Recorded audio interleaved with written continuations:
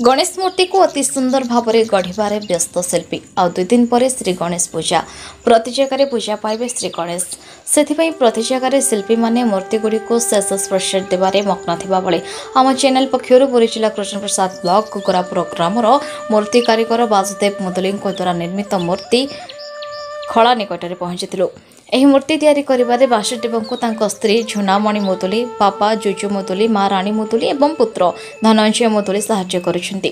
ମୂର୍ତ୍ତି ତିଆରି ପାଇଁ ମାଟି ହିଁ ମୁଖ୍ୟ ସମସ୍ୟା ବୋଲି ବାସୁଦେବ କହିଥିଲେ। ଦୀର୍ଘ 4 ମାସ ତଳୁ ଏହି ଗଣେଶ ମୂର୍ତ୍ତି କାର୍ଯ୍ୟ ଆରମ୍ଭ କଲେଣି। ପରିଶ୍ରମ ଅନୁସାରେ ନିଜର ଖର୍ଚ୍ଚ ମିଳୁନି ବୋଲି କହିଥିଲେ ବାସୁଦେବ।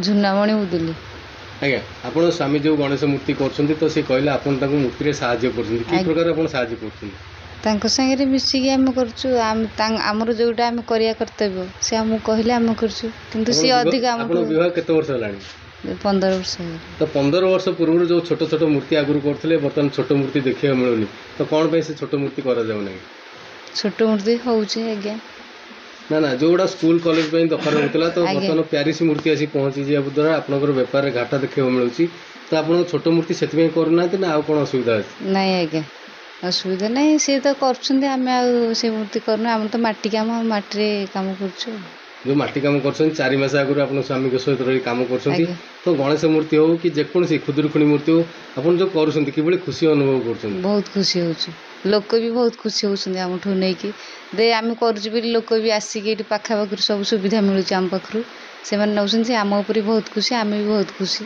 जे पेट बसिया असुविधा हेले भी आप मूर्ति करने बाध्य तो कष्ट लगुनि कष्ट कहीं लगे आम तो करुचु कष्ट कहीं या न कले भी आम चलिया बहुत असुविधा हो ना आम कर लाभ पाऊना बर्तमान जो भाई कहले जहाँ भी आउची बर्तमान बाहर मूर्ति पशिया द्वारा आम रोजगार बहुत कमी आज्ञा कमी जाऊँगी परिश्रम भी अधिक हो माटी कम समस्ते करुचु 4-5 मास हो गलानी ये कम शोला सब राति 1-2 एमती हो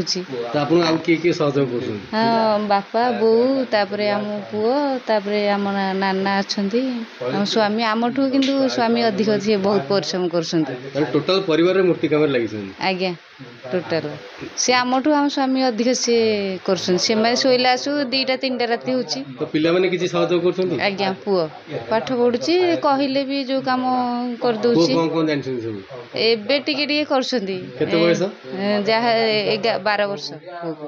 ଆଜ୍ଞା। ଆଜ୍ଞା ଆମ ବଡ଼ ଭାଇ ଯୋଉ ଆଙ୍କ ଭାଇ ସିଏ ଆଙ୍କଠୁ ଆହୁରି ଭଲ କାରିଗର ସେ ଭାଇ, ତାଙ୍କଠୁ ଇଏ ଶିଖିଛନ୍ତି। ବଡ଼ ଭାଇ ଏଇଠି କାମ କରୁଛନ୍ତି? ହଁ ଆଜ୍ଞା ଏଇଠି କାମ କରୁଛନ୍ତି। ଧନ୍ୟବାଦ। ମୋ ନାଁ ବାସୁଦେବ ମୁଦୁଲି। ଆଜ୍ଞା, ଏ ଯେଉଁ ଗଣେଶ ମୂର୍ତ୍ତି ତିଆରି ଚାଲିଛି, ତ ଶ୍ରାବଣ ଋତୁ ଚାଲିଛି, ତ ଆପଣ କେତେ ଦିନ ହେଲାଣି କାର୍ଯ୍ୟକ୍ରମ ଆରମ୍ଭ କରୁଛନ୍ତି ଏବଂ ଗଣେଶ ମୂର୍ତ୍ତି ଗୁଡ଼ା ବହୁତ ମୂର୍ତ୍ତି ତିଆରି କରୁଛନ୍ତି, କେଉଁ କେଉଁ ଜାଗାକୁ ଯିବ ସବୁ? ତଥାପି 4 ମାସ ଖଣ୍ଡେ ହେଇଗଲାଣି ଆରମ୍ଭ ହେବାଟା। ଆଉ କଣ୍ଟିନ୍ୟୁ କାମ ଚାଲିଛି, ସବୁଦିନ ଟିକେ ପରିଶ୍ରମ କରିବାକୁ ପଡ଼ୁଛି, ସିଜନାରୀ କାମ ଯେହେତୁ। ତେଣୁ ପାଖାପାଖି ଆମ ହାରାହାରି କେଉଟକୁଦି ପର୍ଯ୍ୟନ୍ତ ଯେତେ ଗାଁ ଅଛି ଆମ ଉପରେ ନିର୍ଭର କରୁଛନ୍ତି, ସମସ୍ତେ ଏଠୁ ନେଉଛନ୍ତି। ଆପଣ ଯେଉଁ ଆରମ୍ଭ କଲେ ମୂର୍ତ୍ତି, ଆପଣଙ୍କୁ ସହଯୋଗ କିଏ କରୁଛନ୍ତି ମୂର୍ତ୍ତି ତିଆରି ହେବାକୁ? ଘରେ ବାବା ଅଛନ୍ତି, ବୋଉ, ଆମ ସ୍ତ୍ରୀ ଆଉ ପିଲାମାନେ ଅଛନ୍ତି, ଆଉ ଷ୍ଟାଫ୍ ଜଣେ 2 ଜଣ ଅଛନ୍ତି, ଏମିତି କାମ କରୁଛୁ ମିଶିକି ଆଉ। ତ ଏଠି ଦେଖିବାକୁ ମିଳୁଛି ଯେ ଶତାଧିକ ଗଣେଶ ମୂର୍ତ୍ତି ଅଛି, ତ ଆପଣ ଏତେ କମ୍ ସମୟ ଭିତରେ ଏତେ ମୂର୍ତ୍ତି କିଭଳି କରିବେ ବୋଲି? ପରଦିନ ଯେହେତୁ ଗଣେଶ ପୂଜା ଶୁକ୍ରବାର ଦିନ, ଏ ଶନିବାର ଦିନ ଗଣେଶ ପୂଜା, ତ ଆପଣ କିଭଳି ଆଶା ରଖିଛନ୍ତି ସବୁ କମ୍ପ୍ଲିଟ୍ କରି ଦେଇପାରିବେ ବୋଲି? ନାଇଁ ଯାହାହେଲେ ତ କରିବାକୁ ପଡ଼ିବ ନା, ପୂଜା ଦିନ ତ ଗଣେଶ ପୂଜା ହେବେ ନା, ତେଣୁ ସେଠି ଯାହା ବି ହଉ ଯେମିତି ହଉ ରାତି ଅନିଦ୍ରା ହେଇ କରିବାକୁ ପଡ଼ୁଛି ଅଧିକ ସମୟ ପର୍ଯ୍ୟନ୍ତ, 3ଟା 4ଟା ରାତି ହେଉଛି ଶୋଇଲା ବେଳକୁ। ବର୍ତ୍ତମାନ ଆମେ ଦେଖିବାକୁ ଗଲେ ମାଟିର କମ୍ ମିଳିବାଟା ବହୁତ କଷ୍ଟ ମାଟି ତିଆରି ପାଇଁ। ତ ଆପଣ ଏ ମାଟି କେଉଁଠୁ ସଂଗ୍ରହ କରୁଛନ୍ତି? ମାଟି ଆଜ୍ଞା ବ୍ରହ୍ମଗିରିରୁ ଆସୁଛି, ଟ୍ରାକ୍ଟରରେ ଆସୁଛି। ଏଇଟା ଆଗରୁ ବର୍ଷ ଆରମ୍ଭରୁ ଆଣିକି ଗଦେଇ ଦେବାର ଅଛି, ତାପରେ କାମ ଚାଲିଲା ବର୍ଷାରେ ଆଉ। ଆପଣ ଏ ଯେଉଁ ଗଣେଶ ମୂର୍ତ୍ତି ସବୁ ଗାଁରେ ଆପଣ ଅର୍ଡ଼ର ନେଇ କରୁଛନ୍ତି, ତ ଆପଣ ଏ କାମ କେବେଠୁ ଆରମ୍ଭ କଲେଣି? ତଥାପି 4 ମାସ ହେଇଗଲାଣି, ପୂର୍ବରୁ ଫାଲ୍ଗୁନ ମାସରୁ।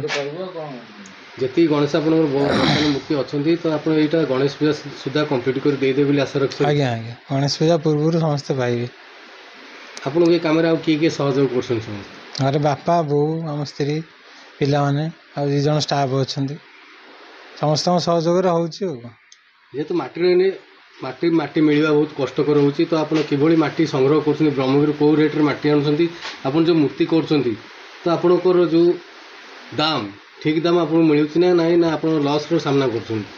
ନାଇଁ ବର୍ତ୍ତମାନ ଯାହା ତ ହେଲାଣି ମାଟିର ସମସ୍ୟା, ଆଉ ଟ୍ରାକ୍ଟରରେ ସେମାନେ ଆଣିକି ଦେଉଛନ୍ତି, ଆଉ ଯାହା ବି ରେଟ୍ ହେଉଛି ଏଥିରେ ପରିଶ୍ରମର ମୂଲ୍ୟ ସେତିକି ମିଳେନି, କାରଣ ଯେତିକି ସମୟ ସକାଳ 6:30 7ଟାରୁ ରାତି 2ଟା ପର୍ଯ୍ୟନ୍ତ ମୋତେ ଖଟିବାକୁ ପଡ଼ୁଛି। ହାରାହାରି 3ଟା ମଜୁରୀ ମୋର ଯାଉଛି ଗୋଟେ ଦିନକି। ତେଣୁ ତା ଦେହରେ ଷ୍ଟାଫ୍ ଅଛନ୍ତି, ଘର ପରିବାର ଯେତିକି ଇନକମ୍ ହେବ, ଏମିତି ଘର ବୃତ୍ତିଗତ କାମ ବୋଲି ଗୋଟେ ଚାଲିଛି ଆଉ। ତେଣୁ ଲାଭ ନହେଲେ ବି ଲସ୍ ନୁହଁ, ଯେହେତୁ ଘରେ ହେଉଛି ଏମିତି ସେଇ ହିସାବରେ ଚାଲିଛି ଆଉ। ଜାଣିଛୁ ଯେହେତୁ କାମଟା କରୁଛୁ ଆଉ।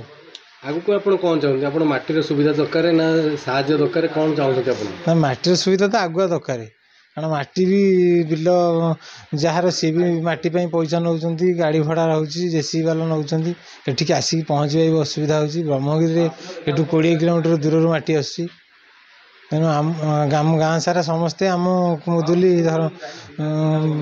ଜାତିର ସମସ୍ତେ, ଯେହେତୁ ଆମେ କାରିଗର ହିସାବରେ କରୁଛୁ, ସମସ୍ତେ କିନ୍ତୁ ମାଟି କାମ କରୁଛନ୍ତି। ଜଗନ୍ନାଥ ମନ୍ଦିରକୁ ଅବଢ଼ା କୁଢ଼ା ଯାଏ, ତେଣୁ ମାଟି ଉପରେ ସମସ୍ତେ ନିର୍ଭର କରନ୍ତି।